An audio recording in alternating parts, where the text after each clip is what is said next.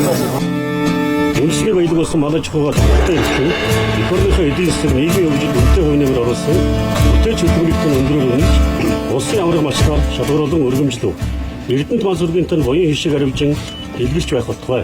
Монгол улсын ерөнхий сайд гээ Замдан шатар, хүн сүлд аж ахуйн хөнгөн үйлдвэрийн сайд Им Бадам сүрэг 17 дугаар жарны сүрээр дарагч чимээх гал морин жил 2026 онжээ.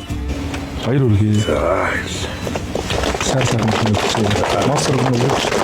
Өсөн дэж байхгүй.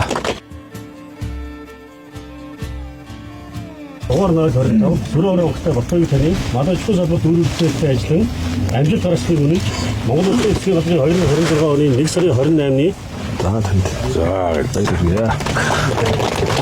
Сайн мэдээ. Улаан Монгол сумын залчин Батхуйг хүрээсэн маань юу? Энэ хоёр маань одоо бас олон жил 30 жил одоо Малажхуй салбарт мал хөндлөж одоо ажиллаж энэхүү амжилтыг гаргасан байна.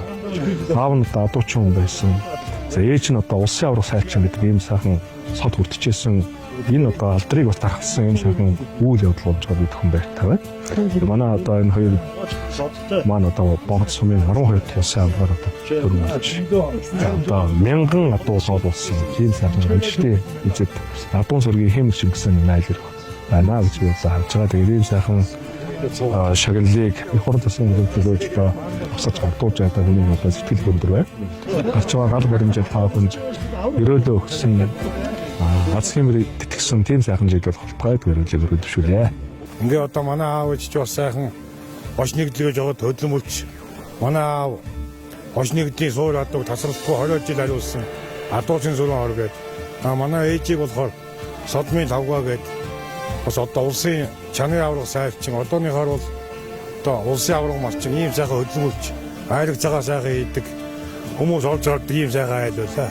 Одоо яг адуугаа нэг аавынхаа хариулж байсан адууны 5 төгрөгээ 500 болгоод 500 болцоор нь 500 улсын чинь 1000 болгоод үзьегээд судлаад үзсэн чинь Булган аймгийн хэмжээнд бол ер нь 1000 адууд олуулсан байхгүй юм байлаа.